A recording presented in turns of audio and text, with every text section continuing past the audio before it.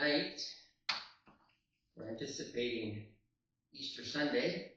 So we're going to go back a little ways in the book of Matthew, and we'll be in the garden tonight. It's in Matthew 26, 31 through 46. 26, 31 through 46. Jesus used every opportunity to teach. And even when they're in the garden, he was teaching lessons. There's 7 lessons that stand out to me in these verses that I trust will be important as we consider Jesus and what he did this time of year so long ago. The first thing that he's teaching is a promise. It's in 31 and 32. 31 reads, "Then said Jesus unto them, All you shall be offended because of me this night.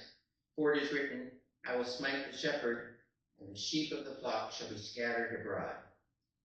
But after I am risen again, I will go before you into Galilee." This promise had been made by Zechariah in Zechariah 13:7, referring to Jesus. But that night, Jesus was going to be taken, and they would scatter. So it's not a new thing, it was a prophesied thing, and it was going to take place that very evening. And when God promises something, it happens. So we have to remember that God keeps his promises. We're many times concerned with different things that don't matter, but the things that do matter, they're right there and he takes care of them. And so he taught them the lesson to take the prophecy there and to recognize that it was going to be fulfilled. The promise, but look at the pride that comes up, verse 33. Peter answered and said unto him, Though all men shall be offended because of thee, yet will I never be offended.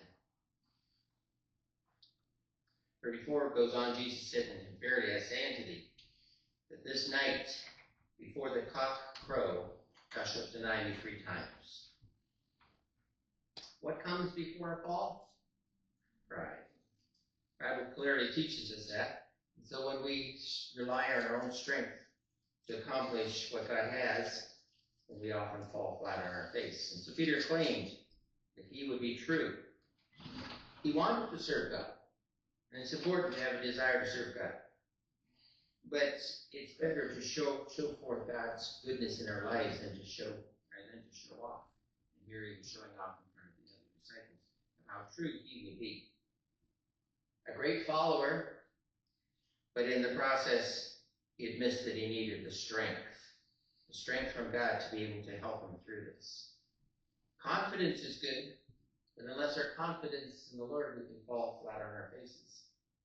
And so he teaches us a lesson, and you learn the lesson there, to remember that we are not as great as we think we are, even though we may be trying very, very hard in our own strength.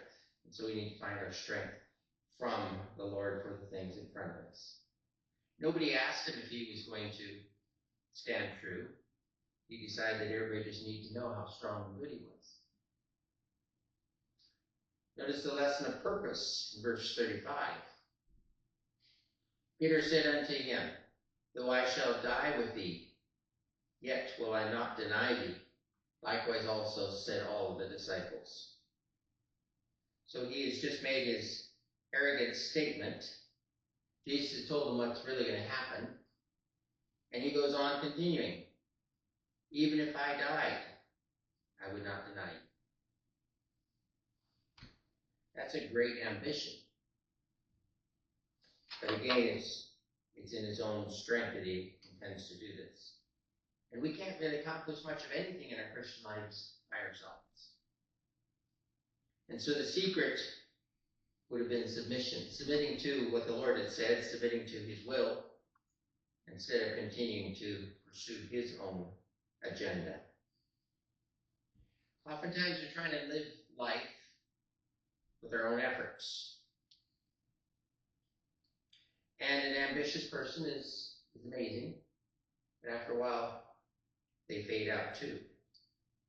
And so the purpose is admirable, but the results without God in charge were a disaster. Though I should die with thee, yet will I not deny thee. And as soon as it came close to even knowing Jesus, he said, I don't even the purpose. The purpose is Jesus. And so we need to keep that focus. And Jesus was teaching them the lesson of making sure that our purpose is right. Why are you a Christian? A lot of people are Christians just so they don't go to hell. Fire escape Christians. But there's more to it than that. And as we take time to think through what he's done for us during this, at this time of year, so many years ago, it should help us understand our why better, our purpose. That it's not all about us. It's all about him and what he did for us because he loved us, the purpose. Then also they had a lesson in prayer.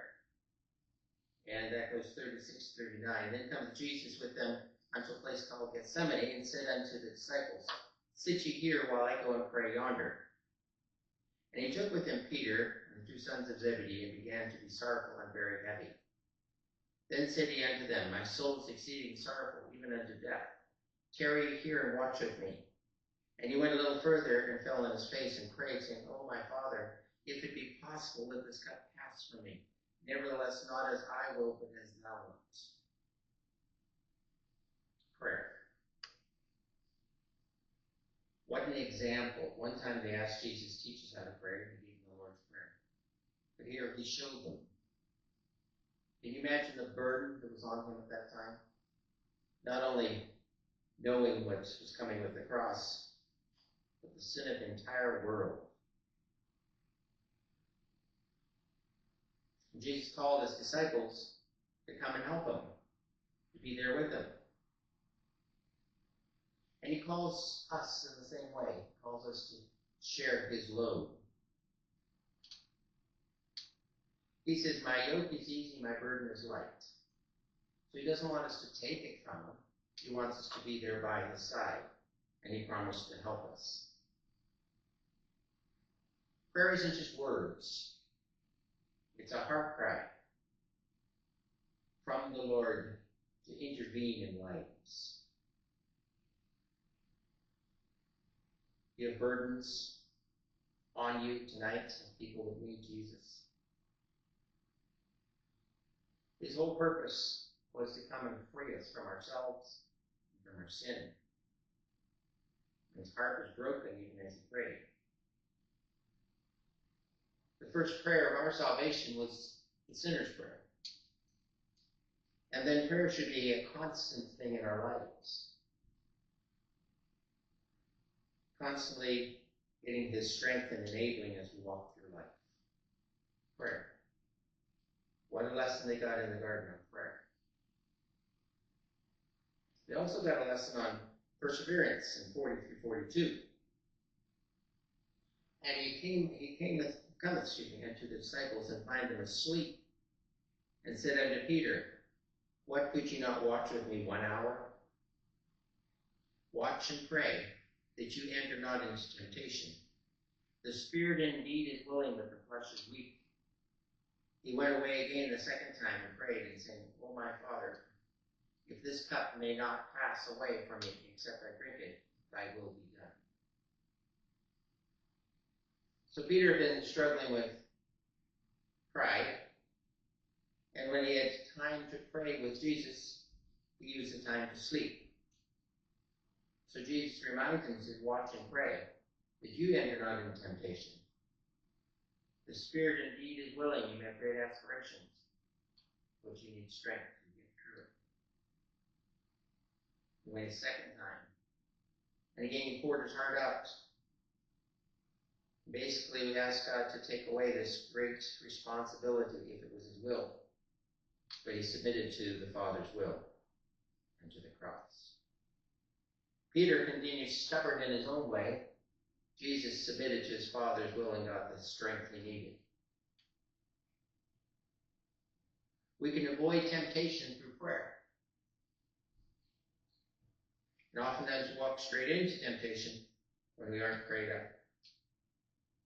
We can be too busy finding the things in life that matter, we think, and in the process miss the most important things. Perseverance in our prayers for ourselves and for others. Then they learned that patience, 43, and he came and found them asleep again, for their eyes were heavy. And he left them and went away again and prayed the third time, saying the same words. Then cometh he to his disciples and said unto them, Sleep on now, and take your rest. Behold, the hour is at hand, and the Son of Man is betrayed into the hands of sinners. Jesus understood their frailty, disappointed by their performance. But at that point in time, it was too late. How sad. Too late. And yet there will be a day for a lot of people that it's too late. But I trust that's never resting on us, because we were like the disciples, sleeping instead of serving by praying. Finding our strength in the Lord, making a difference in the world He's put us in. He accepted God's plan, and in so doing made it possible for us to have eternity. Then notice the lesson of pain in verse 46. It says, Rise, let us be going. Behold, he is at hand that doth betray me. The one who could raise the dead, heal the sick, was betrayed by one of his followers. And it wasn't something that Jesus couldn't have prevented. But he went and endured that pain for you and for me.